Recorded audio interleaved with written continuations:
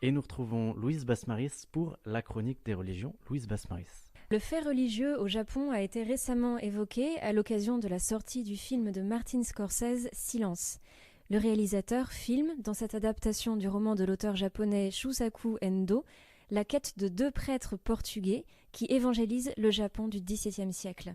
Silence soulève de nombreuses questions, parmi lesquelles celle du martyre des chrétiens et de l'apostasie face à la torture.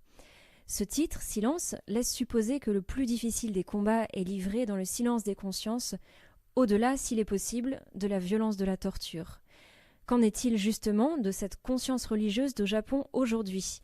Selon des sondages réalisés en 2015, pas moins de 205 millions d'adhésions à des organismes religieux ont été recensés en une seule année au Japon, correspondant à 160% de la population.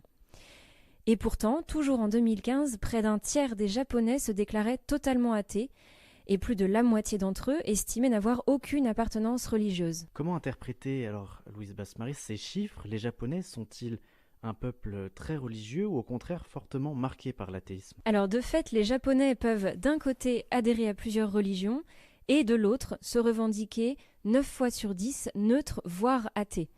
Plus de 400 organisations religieuses sont actuellement recensées auprès du gouvernement. Ces données apparaissent évidemment contradictoires si l'on n'envisage pas les spécificités de la pratique religieuse au Japon. Il est effectivement très courant là-bas de naître shintoïste, de se marier chrétien et de mourir bouddhiste.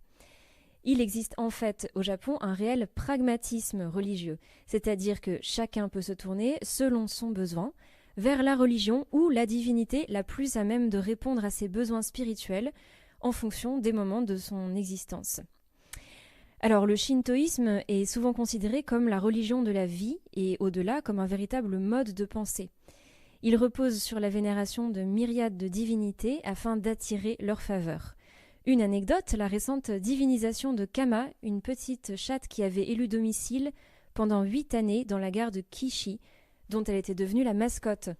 À sa mort, elle a fait l'objet de funérailles religieuses et a été élevée par les responsables shintoïstes au statut de kami, c'est-à-dire l'équivalent d'une divinité. Alors la religion catholique, quant à elle, attire davantage lors du mariage.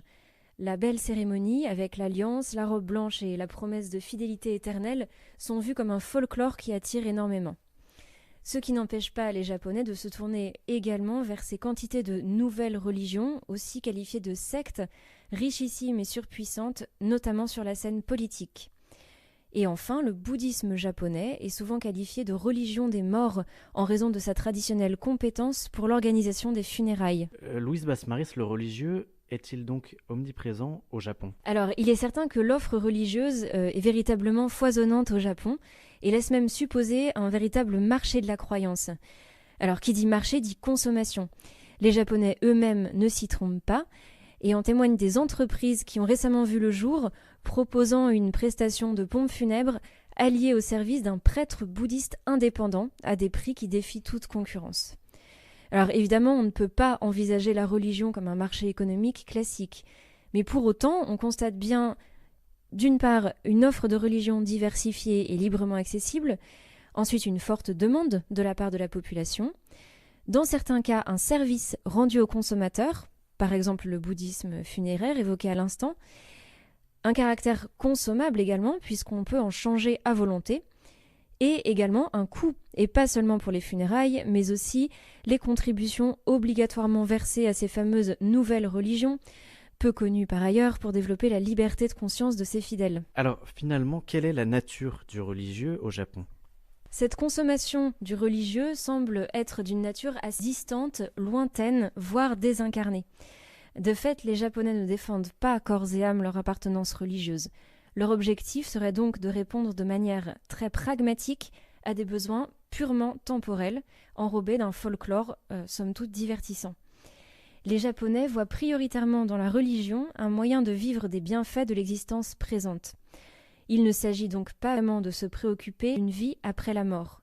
La notion du temps long, la transcendance, est absente de la manière japonaise de prier. Alors d'autre part, culturellement, les Japonais ont tendance à ne pas renier leurs affiliations religieuses passées. Un occidental, par exemple, lorsqu'il change de religion, se convertit, c'est-à-dire qu'il efface ses précédentes convictions pour d'autres parce qu'il estime que cette nouvelle religion détient la vérité.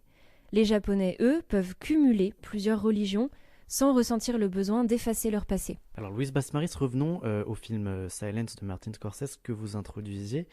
Comment expliquer la dureté montrée contre les catholiques dans un pays où les gens vivent traditionnellement en harmonie les uns avec les autres? Effectivement, il est étonnant de constater un tel rejet dans un pays aussi caractérisé par la coexistence pacifique.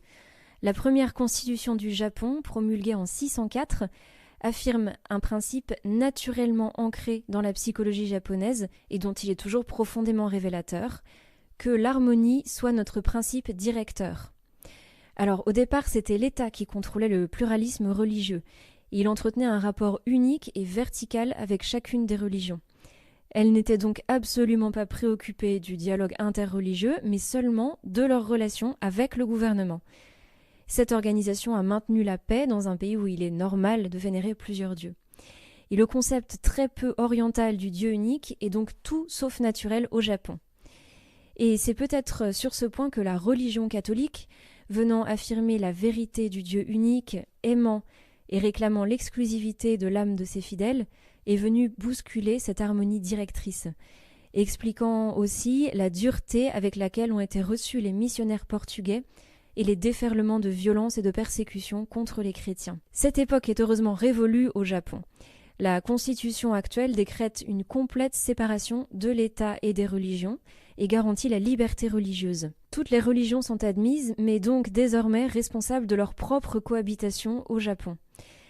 L'Église catholique s'inscrit pleinement dans cette préoccupation du dialogue interreligieux, tout en annonçant fermement le Christ, qui est le chemin, la vérité et la vie.